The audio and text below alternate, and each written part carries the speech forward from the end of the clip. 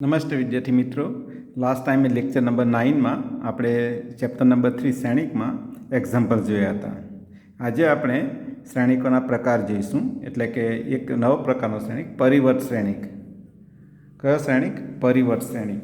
પરિવર્ત શ્રેણિક અને અંગ્રેજીમાં શું કહેવાય? Transpose of matrix. Transpose of આ મેટ્રિક્સ.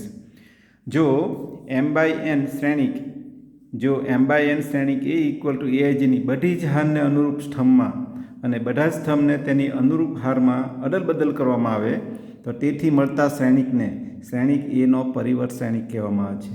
વિદ્યાર્થી મિત્રો, અહીં આગળ તમને કોઈ પણ શ્રેણિક આપેલો હોય એનો પરિવર્ત શ્રેણિક શોધવાનો એટલે શું?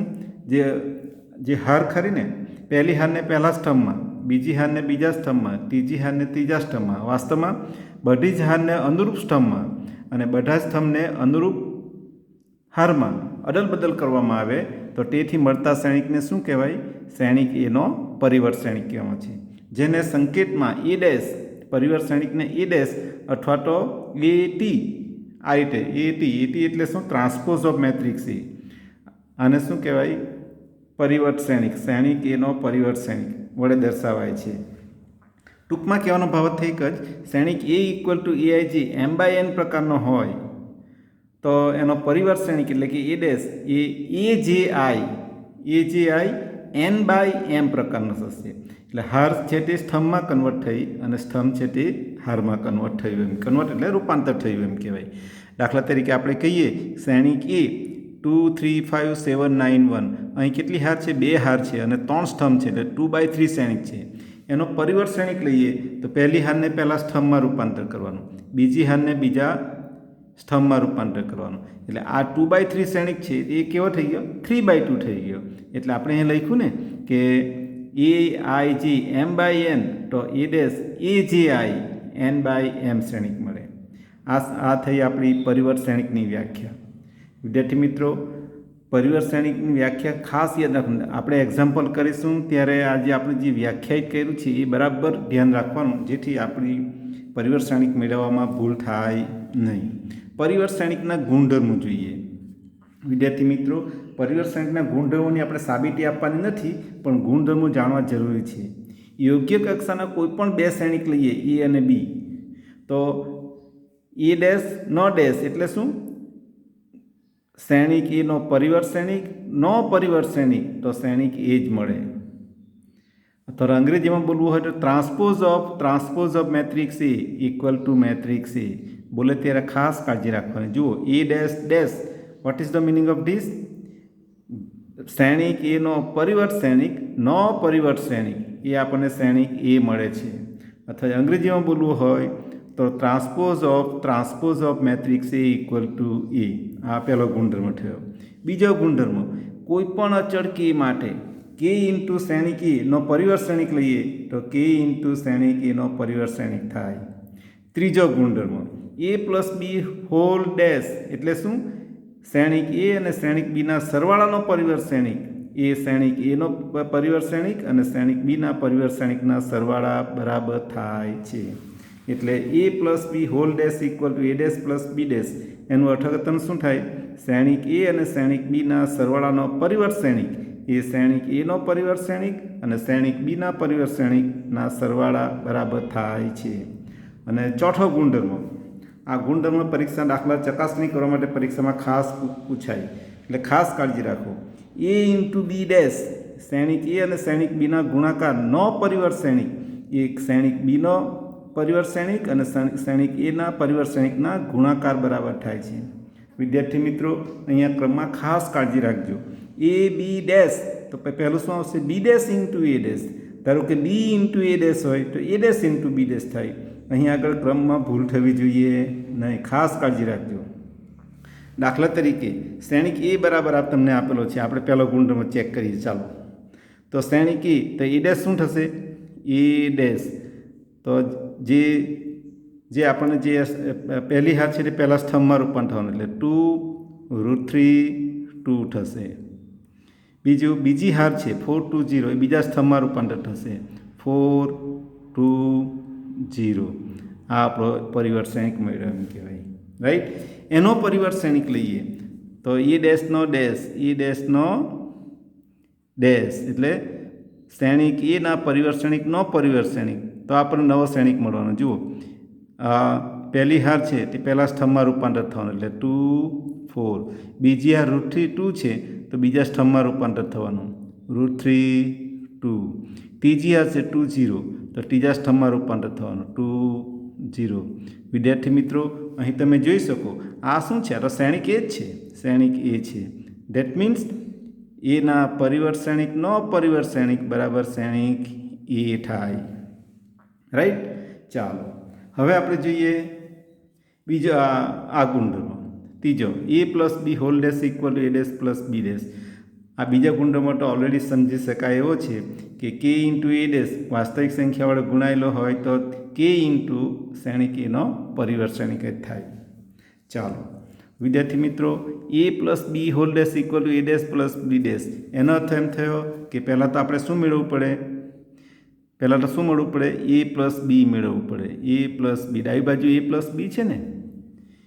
બીજા ગુણધર્મ માટે a plus B equal to શ્રેણિક a ઇક્વલ ટુ શું આપેલું છે?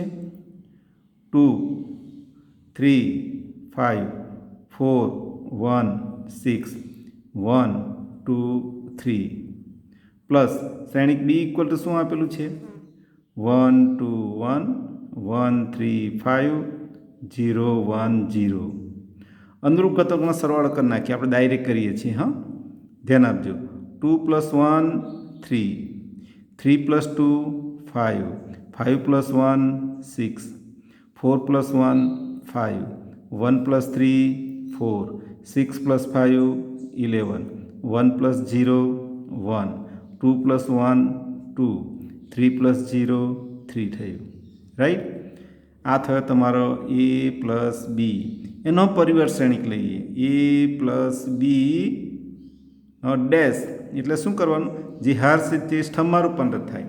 2 5 6 પ્રથમ હાર છે એ પ્રથમ સ્તંભમાં લખવાનું 3 5 6. બીજી હાર 5 4 11 તો બીજા સ્તંભમાં લખવાનું 5 4 11. અને ત્રીજી હાર છે 1 2 3 તો ત્રીજા સ્તંભમાં લખવાનું 1 2 3. આપણને ડાબી બાજુ મળી a plus B whole dash મળ્યું. રાઈટ. તો this is the result number 1. હવે તમે જુઓ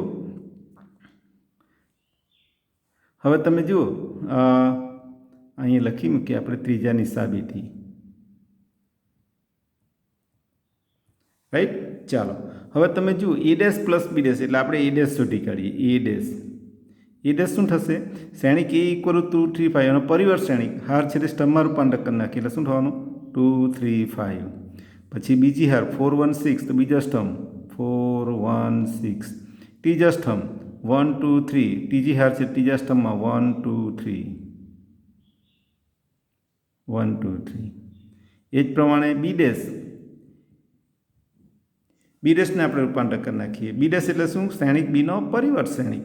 તો પહેલી હાર કઈ 1 2 1 છે તો પહેલાં સ્તંભમાં રૂપાંતર કરીએ 1 2 1.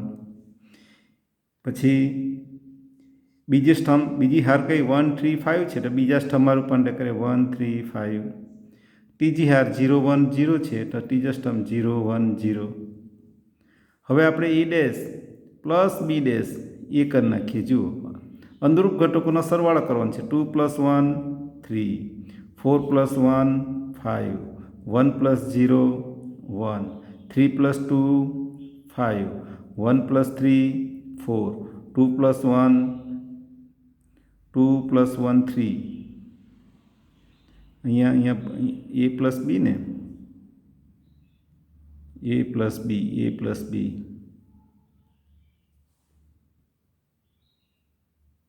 બરાબર. પછી 5 પ્લસ 1 6, 6 પ્લસ 5 11 અને 3 પ્લસ 1 4.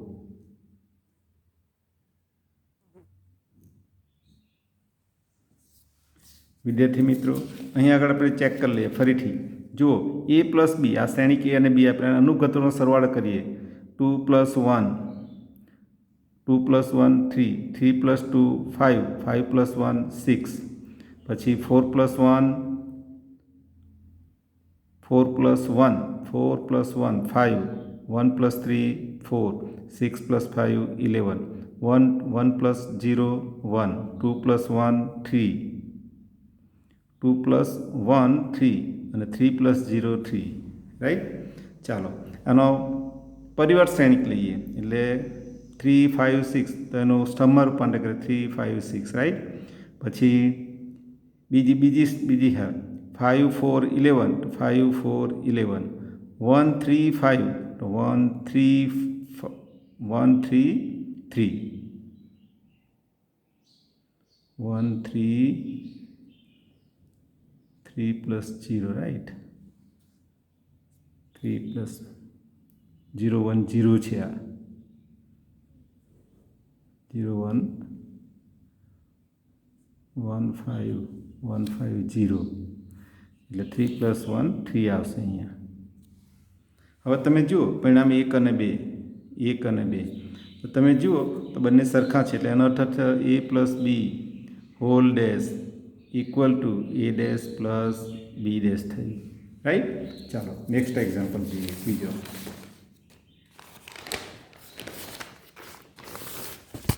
વિદ્યાર્થી મિત્રો અહીંયા ઉદાહરણ 21 આપેલું છે તમે જુઓ ઉદાહરણ 21 આપેલું છે. એમાં શું આપેલું છે જો શ્રેણિક a ઇક્વલ ટુ -2 4 5 -2 4 5 અને શ્રેણિક b ઇક્વલ ટુ 1 1 3 -6 તો a into B dash equal to B dash a dash એટલે રિઝલ્ટ નંબર 4 આપેલું છે રાઈટ.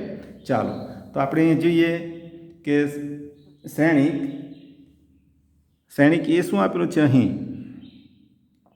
અહીં શ્રેણિક એ ઇક્વલ ટુ શું આપેલું છે -2 4 5 અને શ્રેણિક બી શું આપેલો છે શ્રેણિક બી ઇક્વલ ટુ 1 3 -6 આવું આપેલું છે.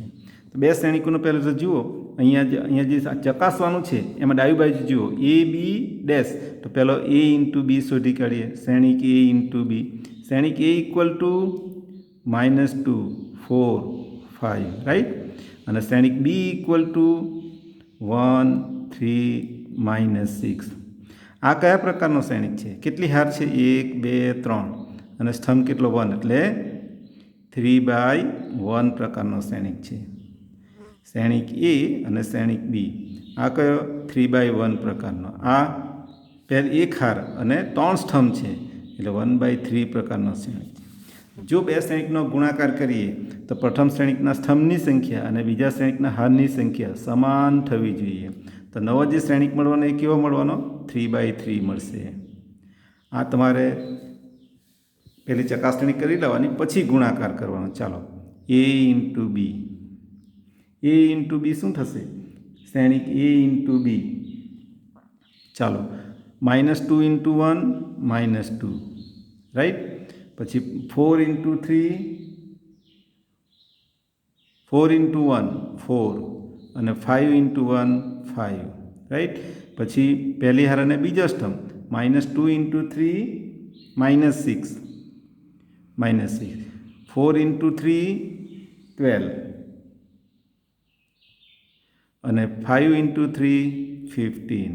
પછી પહેલી હાર અને ત્રીજો સ્તંભ -2 ઇન્ટુ -6 +12 થશે. પછી 4 ઇન્ટુ -6 -24 થશે અને 5 ઇન્ટુ -6 કેટલા થશે -30 થશે. આ થયો તમારો a ઇન્ટુ બી. હવે આપણે શું ડાબી બાજુ શું a ઇન્ટુ બીનો પરિવર્ત શ્રેણિક એટલે હવે આપણે a ઇન્ટુ બીનો પરિવર્ત શ્રેણિક શોધીએ તો શું થવાનું પહેલી હાર છે તે પહેલાં સ્તંભમાં આવવાનું એટલે -2 -6 12 થવાનું. બીજી હાર એ બીજા સ્તંભમાં આવવાનું એટલે 4 12 -24 અને ત્રીજી હાર એ ત્રીજા સ્તંભમાં આવવાનું એટલે 5 15 -30. આ તમારી આ બાજુ મળી એટલે એક this is the result number 1. ચાલો હવે આપણે શું કરીએ એ ડેશ શોધી કાઢીએ. A dash B dash into A dash છે એટલે પહેલું આપણે એ ડેશ છે. હવે આપણે શું શોધીએ એ ડેશ એટલે શ્રેણિક એનો પરિવર્ત શ્રેણિક એનો પરિવર્ત શ્રેણિક એટલે એ કેવો છે 3/1 છે તો એ કે 1/3 થવાનો તો -2 4 5 થવાનું. એ જ પ્રમાણે બી ડેશ શું છે એ બી ડેશ એ કેવો શ્રેણિક છે 1/3 છે 1/3 તો એ કેવો 3/1 થવાનો 3/1 એટલે શું થવાનું 3 એટલે 1 3 -6 હવે વિદ્યાર્થી મિત્રો કાળજી શું આપવાની છે B dash into A dash એટલે અહીંયા B dash into A dash આમ કરવું પડે શ્રેણિક બી આપણને શું મળ્યો બી ડેશ શું મળ્યો 1 3 -6 ઇન્ટુ શ્રેણિક એ ડેશ એટલે -2 4 5 -2 4 5 ચાલો આનો ગુણાકાર કરો તો પહેલી હાર પ્રથમ સ્તંભ એટલે શું થવાનું -2 પછી બીજી હાર અને પ્રથમ સ્તંભ એટલે -6 પછી -6 ઇન્ટુ -2 +12 થવાનું રાઈટ પહેલી હાર અને બીજો સ્તંભ 1 ઇન્ટુ 4 4 3 ઇન્ટુ 4 12 -6 ઇન્ટુ 4 -24 આવશે પછી પહેલી હાર અને ત્રીજો સ્તંભ 1 ઇન્ટુ 5 5 3 ઇન્ટુ 5 15 અને -6 ઇન્ટુ 5 30 આ તમારું શું આવ્યું બી ડેશ એ ડેશ આવ્યું this is the result number 2 જમણી બાજુ આવીને જુઓ આ બંને પરિણામો કેવા છે સરખા છે એટલે આપણે એમ કહી શકીએ પરિણામ 1 અને 2 પરથી પરિણામ 1 અને 2 પરથી આપણે શું કહી શકીએ કે એ ઇન્ટુ બી નો પરિવર્ત શ્રેણિક બરાબર શ્રેણિક બીનો પરિવર્ત શ્રેણિક ઇન્ટુ શ્રેણિક એનો પરિવર્ત શ્રેણિક બરાબર ચાલો આ વાત થઈ આપણી પરિવર્ત શ્રેણિકના ગુણધર્મ 4ની વાત થઈ ચાલો વિદ્યાર્થી મિત્રો હવે આપણે સમિત અને વિસમિત શ્રેણિક વિશે જોઈશું સમિત શ્રેણિક કોને કહેવાય અને વિસમિત શ્રેણિક કોને કહેવાય સમિત શ્રેણિકને અંગ્રેજીમાં શું કહેવાય સિમેટ્રિક મેટ્રિક્સ સિમેટ્રિક સમિત ધોરણ 11માં આપણે સમિત તફાવત ગણ વિશે જોયું હતું સમિત એટલે કે સિમેટ્રિક ડિફરન્સ સેટ સમિત અને વિસમિત શ્રેણિક સમિત શ્રેણિક એટલે સિમેટ્રિક મેટ્રિક્સ અને વિસમિત શ્રેણિક એટલે સ્ક્યુ સિમેટ્રિક મેટ્રિક્સ પહેલાં આપણે જોઈએ સમિત શ્રેણિકની વાત કરીએ છીએ સમિત શ્રેણિક કોને કહેવાય સમિત શ્રેણિકની વ્યાખ્યા શું છે જો ચોરસ શ્રેણિક એ ઇક્વલ ટુ એઆઈજી જો ચોરસ શ્રેણિક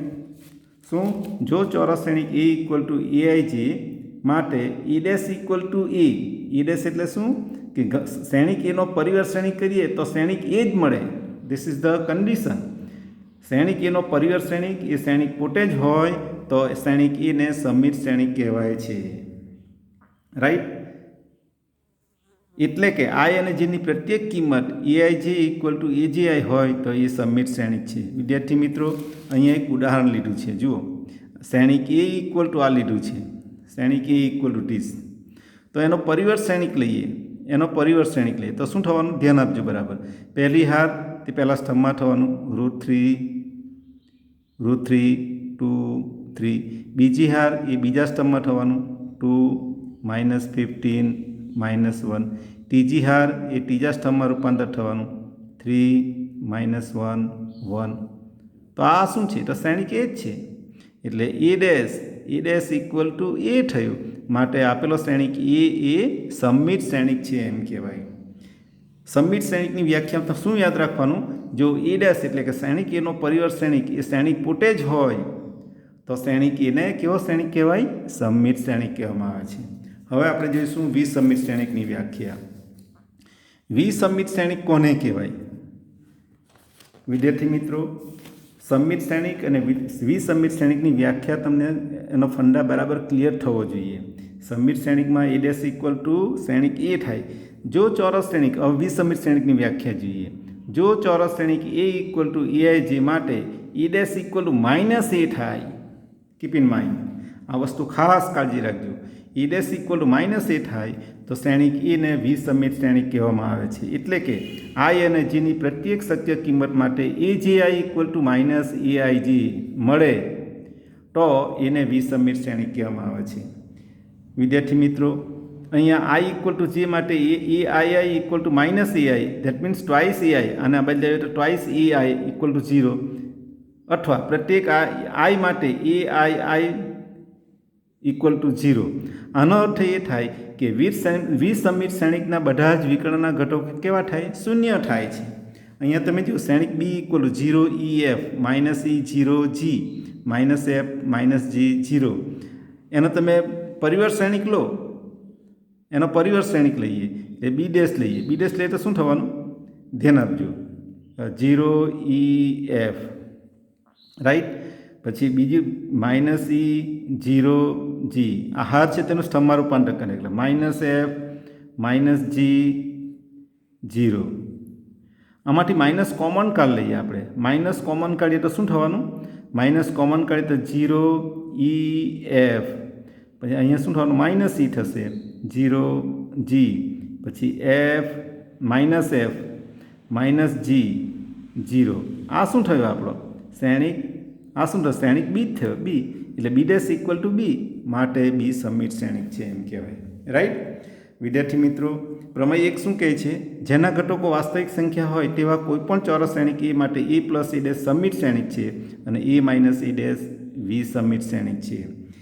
અને પ્રમેય નંબર શું કહે છે કે કોઈપણ ચોરસ શ્રેણિકને એક સમિત એક વિસમિત શ્રેણિકના સરવાળા તરીકે રજૂ કરી શકાય છે. એટલે શું?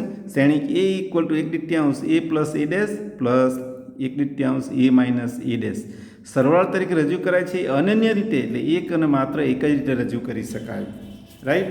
ચાલો વિદ્યાર્થી મિત્રો, હવે આપણે જોઈશું વ્યસ્ત સંપન્ન શ્રેણિક. વ્યસ્ત સંપન્ન શ્રેણિક એટલે વ્યસ્ત શ્રેણિક, ઇન્વર્સ મેટ્રિક્સ જેને અંગ્રેજીમાં કહેવાય ઇન્વર્સ. જુઓ, જો એમ કક્ષાવાળા ચોરસ શ્રેણિક એને સંગત બીજો જો એમ કક્ષાવાળો ચોરસ શ્રેણિક બી મળે એટલે વિદ્યાર્થી મિત્રો શ્રેણિક એ અને શ્રેણિક બીની બંનેની કક્ષા કેવી હોવી જોઈએ? સમાન હોવી જોઈએ. અને તે કેવો હોવો જોઈએ? ચોરસ શ્રેણિક હોવો જોઈએ. ચોરસ શ્રેણિક હોવો જોઈએ. તો એ બી ઇન્ટુ બી એ અને બીનો ગુણાકાર અને બી અને એનો ગુણાકાર જો એકમ શ્રેણિક થાય તો બીને એનો વ્યસ્ત શ્રેણિક કહે છે, જેને એ ઇન્વર્સ વડે દર્શાવાય છે. આ કિસ્સામાં શ્રેણિક એને કેવો શ્રેણિક કહેવાય? વ્યસ્ત સંપન્ન શ્રેણિક કહેવામાં આવે છે. વિદ્યાર્થી મિત્રો ખાસ ધ્યાન રાખજો, કન્ડિશન વ્યસ્ત A B into B A equal to એકમ શ્રેણિક, આ વસ્તુ ખાસ કાળજી રાખવાની, તો જ એને વ્યસ્ત સંપન્ન શ્રેણિક કહેવામાં આવે છે. વિદ્યાર્થી મિત્રો હવે પછીનું આપણે એના પ્રમેયો અને એ નેક્સ્ટ લેક્ચરમાં જોઈશું.